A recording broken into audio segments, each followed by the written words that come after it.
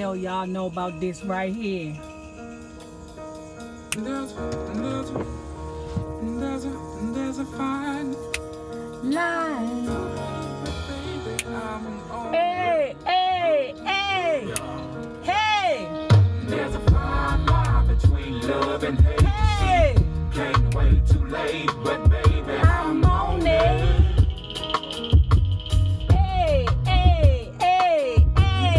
I got to turn that shit off because what you won't do is give me a goddamn copyright. That's what you won't do is give me a damn copyright. You hear me? Y'all, YouTube will fuck around with your money so bad that you be like, oh no. Oh no. Y'all see what happened. And that's all I'm going to say because I'm not playing with YouTube and my coins. That's not what we're going to do. Okay? But what y'all know about that? But now we're going to talk about this. Hey guys, hey, this is Nate. Follow me on IG, Periscope, Twitter, Spreaker, and support me on Patreon and NayRob on YouTube. Don't forget to like this video, share this video, comment respectfully, and subscribe. Now, let's talk about the gag order versus the Queen's Supreme Court. Now, y'all, I'm sorry this damn thing be shaking around, but I tried to put it up here on my view, on the little thing that I have on my window, but the shit keep moving around, so it's no good. But anyway, guys, let's get into this. Now, I don't know. I could not find a gag order anywhere last night. When I looked this morning, I could not find the gag order anywhere. The last thing I saw about the gag order was with Michelle Atelian. I said it right this time. Y'all happy? Because I was saying Michelle Atelian. Michelle Atelian. I don't know. I'm not from this city. I don't know what y'all call each other. I'm trying to figure it out down here. Show the girl some mercy. Okay? Show the girl some mercy. Y'all know I'm from D.C. Hits this. Y'all see that? But y'all know I'm trying to acclimate myself down here. Show the hussy some damn mercy. Show a hussy some mercy. I'm trying to get it together. I'm trying to figure shit out. God dang it. Show me a break. But anyway, last thing that Michelle Atelian post was she was there at the Blue Ivory. Okay, y'all happy? I got that right. My bad for keep saying Blue Ivy. Okay, my bad. I knew we wasn't talking about Beyonce's daughter. I forgot an O. Okay, I had everything right except for the goddamn O. My bad. But the last time I checked, she was at the Blue Ivory. It was 11 o'clock at night. People were there. Michelle had said to go to Gag Order Live on YouTube. I couldn't find it. Then she said she was tweeting out a link. I don't have Twitter or Facebook, or I'm not on there. I'm more savvy with Instagram and YouTube, so I couldn't find it. Again, guys, please, if I haven't already said it, please put the link below so that, I can take a look at it.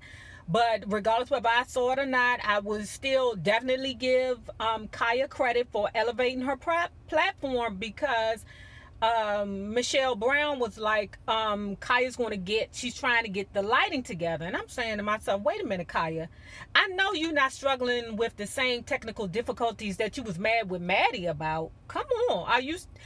Do you have punks in your house, Kaya? What the hell is going on? But I'm still going to give her credit because she has, I guess, realized that, listen, there's more money to be made out there. Get off the couch and get out there. So she's promoting her music. She's has, like a club night, where you are able to generate money. Like I heard that the tickets were like $100 a pop for the VIP tickets, or for her to walk around and talk to you. But the thing about it is, if I paid $100 and I was there at 9 o'clock and it's 11 o'clock and the shit still ain't started, a bitch gonna have an attitude because it's Monday. God damn it. I ain't got to get up and go to work. But regular people got to get up and go to goddamn work in the morning. That was part of one of my biggest complaints when it came down to talking about the Queen's Court with Kaya and Maddie, was that it came on too late, And, it's just, y'all got to get that shit together when it comes on with that. Now, I was about to go in on Maddie because I was like, it's 10 o'clock. And I ain't seen the Queen Supreme Court.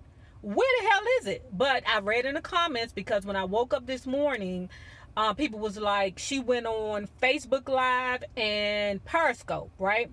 And then I also read that some people were saying that she couldn't go live anymore because of copyright infringements. And me being a YouTube creator, that copyright infringement shit is real.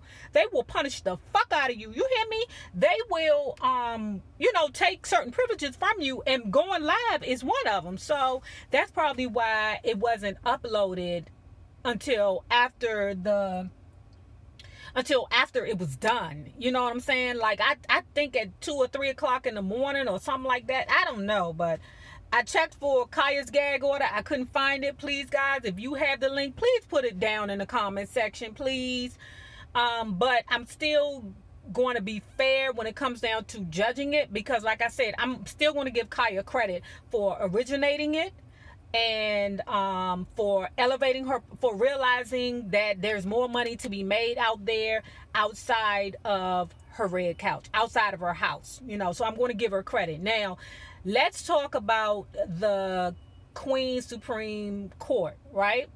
So Maddie makes me so mad when not mad, because I don't know her to be mad. We ain't fucking for, me to be like, mad.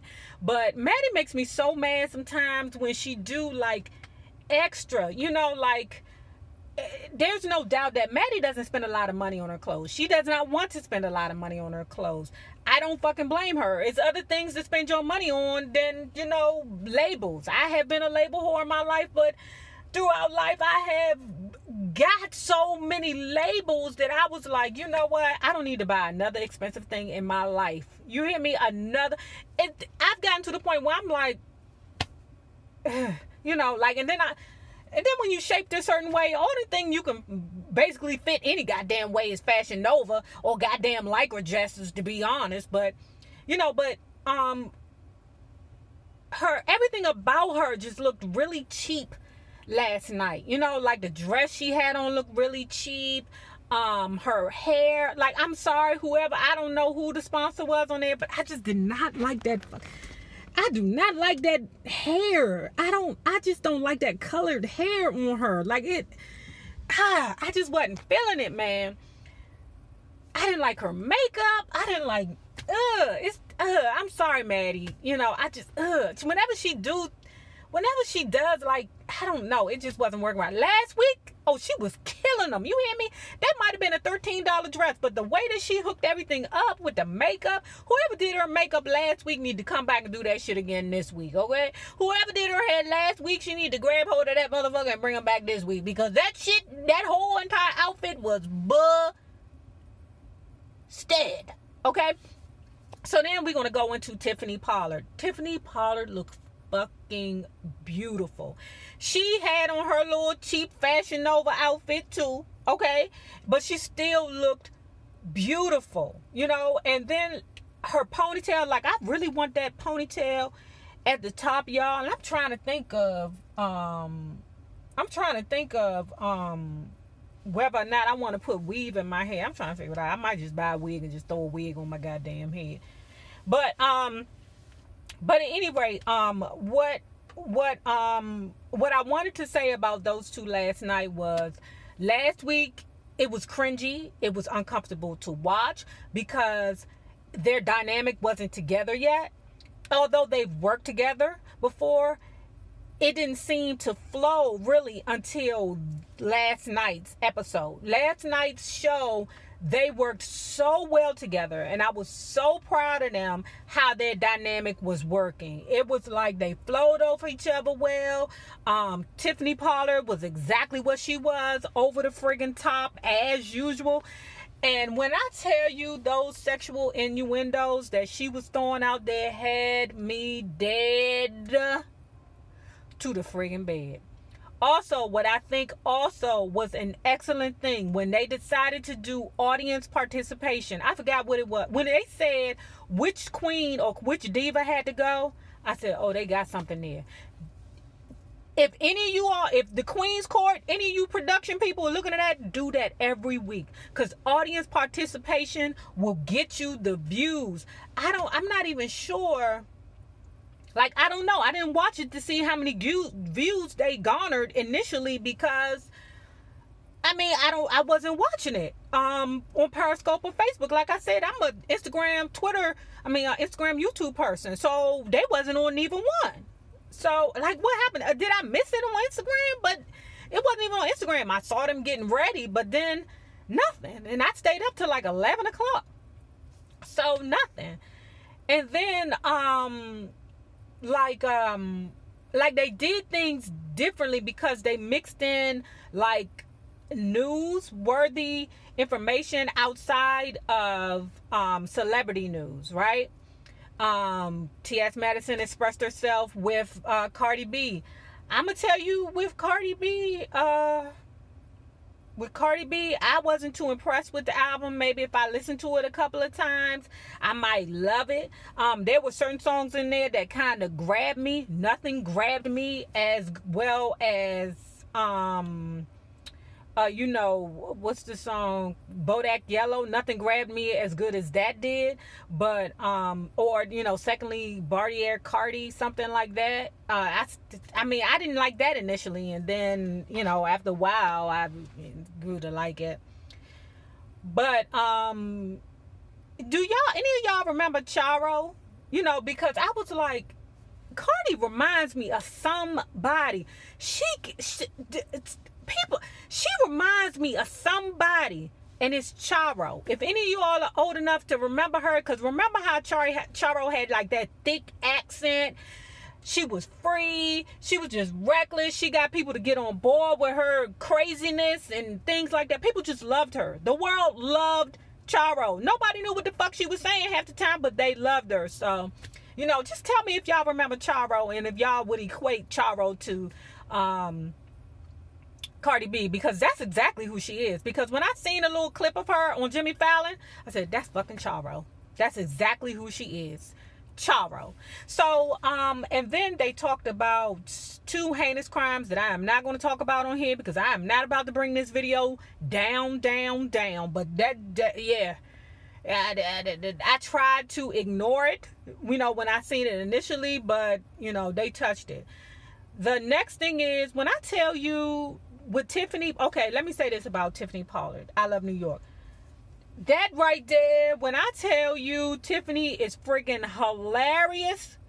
Hilarious. When she started saying crazy shiz about her, whenever she talk about her sexual escapades, when she said that the Wayans brothers pay for everything, I said, what?